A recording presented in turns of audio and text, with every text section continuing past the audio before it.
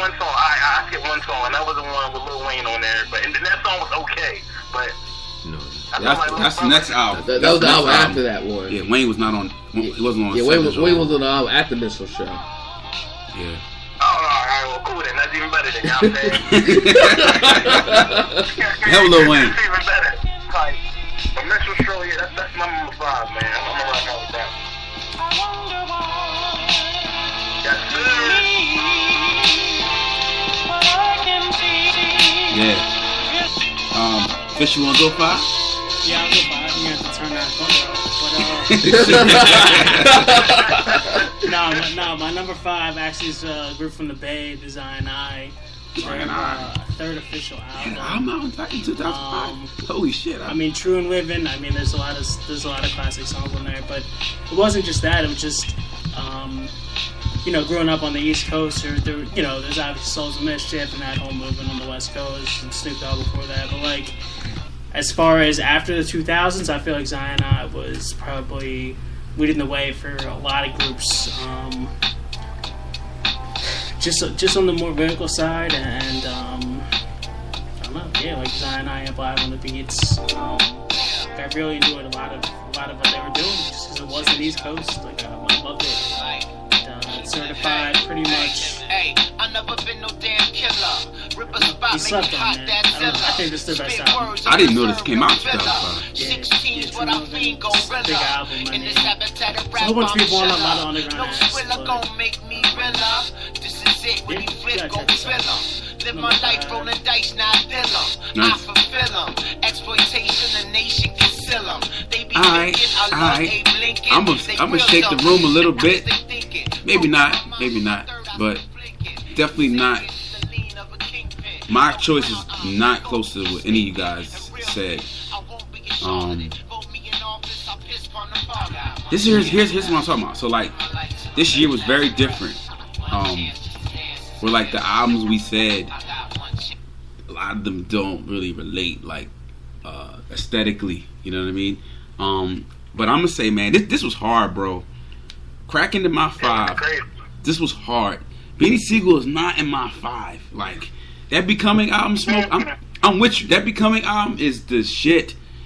But Fisher was saying earlier, like you got to be honest to what we were like listening to, like a lot. And that Sigel album, maybe I got it the year later. I mean, it was definitely present. You know what I mean? Like I knew what was going on.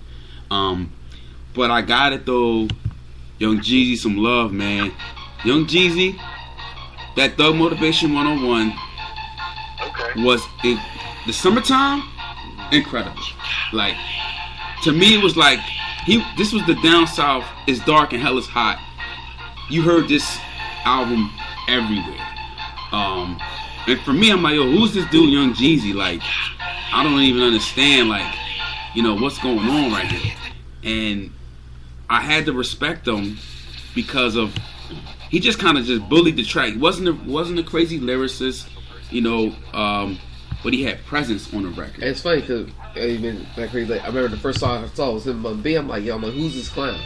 That was my first impression from Jeezy. I'm like, okay, this dude's getting his shine. I'm like, but he shouldn't be here. But his presence, and like I said, he's not crazy lyricist.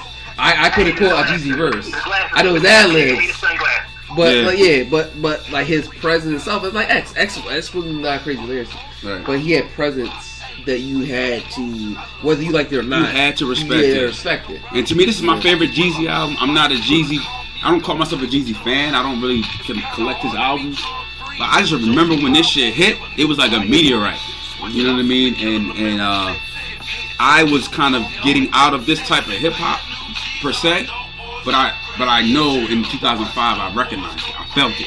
You know what I mean? And I love my down south hip hop. So I always love that trap crunk stuff, and I always like how rappers keep it true to themselves. So I gotta salute Young Jeezy on this one, man. That Thug Motivation 101.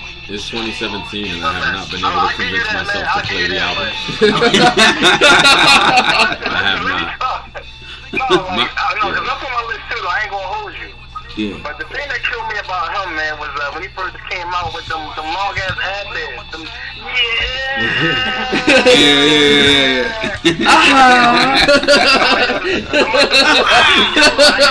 Yo, it's like Jadakiss for the older man and shit. It took for me to get to the album to be like, all right, you know what I'm saying? I dig his presence a little bit more, yo. With the ears and the big ass sunglasses, I'm like, yo, who is the boy, yo? I couldn't deal with him for a while, yo. Right. But yeah, Thug Motivation definitely put him on the map. So I keep props on that. Yeah. This was everywhere. I mean, I never cared for him. I never bothered listening to the album, but I know that his singles were always in rotation. They were played everywhere. I couldn't avoid them if I tried, and I did. So, Absolutely. Yeah. But Jay-Z killed this remix, by the way. Absolutely. One of the last great Jay-Z verses. And then Jay jumped on there. You know what I mean? So, you know. Once Jay jumped on it, that gives you the cosign. That's the golden signature. Yeah, he was the president at this time, too. All right, man. So number 4 is Ray. You want to start us off with number 4? My number 4. I'm gonna go to my digital notes. My number 4 for 2005 was the Games documentary album. I know people probably have it higher. The hype for it was crazy because he had the hit singles going into it. You know, like 50 crafted the hooks. 50 didn't obviously write his verses, but 50 was a big part of those singles being hit records as far as like hooks and maybe structure. I think 50 killed him on both those singles anyway, like Hate It or Love It and How We Do. But Games Buzz, coupled with him being on G Unit, which was the biggest rap label at the time, they were just, everything they put out was just going platinum or better. But Game really established himself as an individual artist on this album. He could spit. He showed he could rap. Even 50, when 50 was beefing with him, he said Game can rap. He said Game cannot make records, but Game can rap. But what we also saw on this album is Game's ear for beats was out of this world. He had some of the best beats that came out that year all on his album. He had beats from everybody. Kanye, Havoc. You know, he had Timbaland on here. He had Just Blaze. He had High Tech. He had Dre. He had Cool and Dre. I mean, Scott Storch. Real quick. Yeah.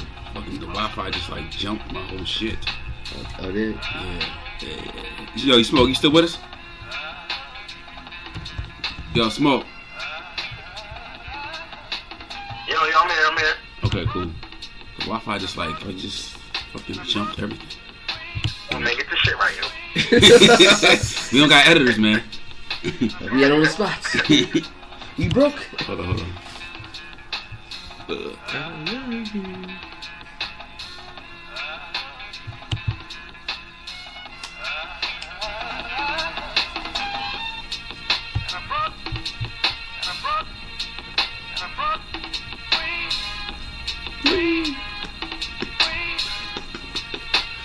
Yeah, you put this over. Yeah, this should be dope. Listen, 2005 gonna have everybody. It's all different. Because recording still or not? Nah. Because 2005 to me in general. So it was so richer than I expected until I look back at it. And you're like, yo, what you 2005? I'm like, 2005 was like that. I'm looking at the albums that came out. I'm like, wait a minute. Yeah, it's crazy. Game came out. Little Brother came out. AZ, Sean Price came out. Like the fuck, like. There's people I take on my top 5 list I didn't feel comfortable with. I still don't feel comfortable with because that quality album it was a much deeper year than I thought on surface, and I think more so because we were so much. No, it's still not a great year. Well, no, I think it was a great year. None of these albums in our top 5 are. I know, but I don't know. Let me finish. Hold on. I don't know. But here's the thing. There's not one. No, listen. I got more than one. We were. I'm ready to argue, baby. The issue was we were spoiled in the 90s. It also depends on what kind of hip hop. And my thing is, you gotta understand. My thing is, like, when you look at whether it was commercial, underground, or what, there was a lot of good stuff in 2005. No, there were some dark years in 2000s. No, trust me, I know it. I wasn't bang a lot of mainstream during 2000s. 06 and on. But like, 06, you know. But there was a lot of quality stuff when I'm looking back at some of the albums that came out in 2005, and I'm like, okay. There was something for everybody. Like Game was not my top 5, and I think he had a quality album. And and like I said, beat production. Regardless of the name drops, he came out a very solid album. Yeah, bars. He was he wasn't my personal top 5. emerge, you know, and he rapped like an East Coast dude. Yeah, I remember when I first heard Game on the DJ Clue, I'm like, okay, this is a West Coast rapper rapping like somebody from Brooklyn. Okay, I'm like, that's interesting. But that was before the whole 50 Cent, issue came where, okay, now he's gonna be on Junior Aftermath. I was doing this with Aftermath. That's when he was with Dre. And then you had somebody like 50 who's like, okay, let me help me craft these songs. Let me be on this hook to make it sell. And let's say he sold 5 million records. Regardless of whether, you feel as though he's a top 10 lyricist or whatever, it was, to me, still a quality album. You look at the production, look at the people he had on there as far as beats and concerned. Like, I couldn't deny, even if I didn't I wasn't a G-Unit fan. So when anytime something G-Unit came out, I'm like, Lloyd Banks, yeah, well, I heard Game, like, I couldn't deny Game. He's not my top, he wasn't my top 5 for this list, but I couldn't deny what he had. And even to this day, he has a very solid catalog. Outside of music, he's a very bipolar. But if we're talking about musically, he has a good ear for beats. He can rap. I wouldn't say he's an MC. Well, that's debatable. You might put him in a but that all factors in the mix. But I'm saying, but he can rap his ass off.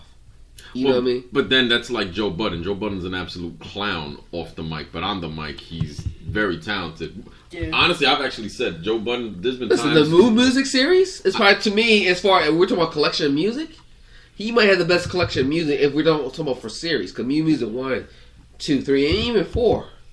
Like, to me, like mid 2000, that was my favorite rapper right there because he was speaking about my emotions as a person. And we're like I said earlier, we were talking about Logan.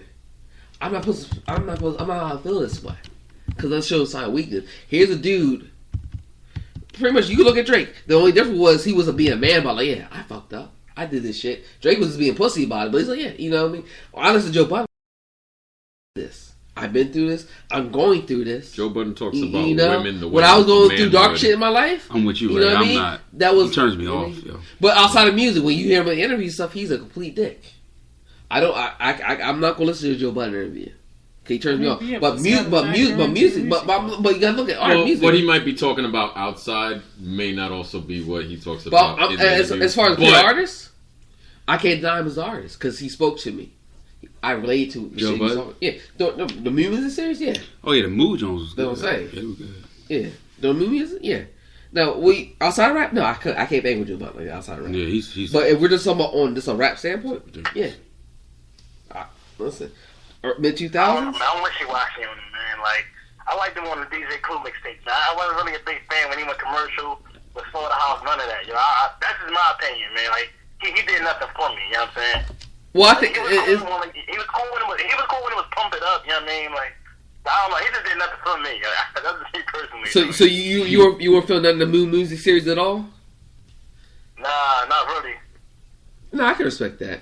I think Mood Music 2, especially that Mood Music 1, it was so like he was still in that Pump It Up phase. A little bit of Music 2. When I first heard Music 2, I'm like, shit.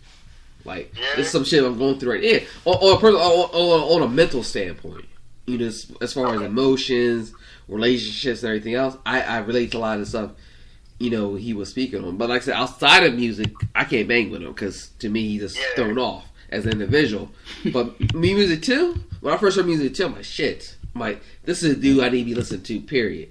And like every time someone was bothering me, I put New Music Volume 2 more, and that was cool. Because like you, stage of your life. Like his newer stuff, I don't really bang with like that. And to me, Slaughterhouse kind of hamper him because he can't really be himself in Slaughterhouse. Because now he has to be, not that he's not lyrical, he is lyrical, but his strong suit is on the more the emotional shit. Right. Like where Royce, he can get you emotional, he can get you all that, but and still be okay. Somebody you can say, okay, he's on his A game. But when Budden does that, it's like, okay, it's almost like, okay, he's not being fully himself, in a sense. You know what I mean? Yeah, I don't know. I like Royce more than fucking Joe Budden. Yeah, they complain about it. Fuck. Love.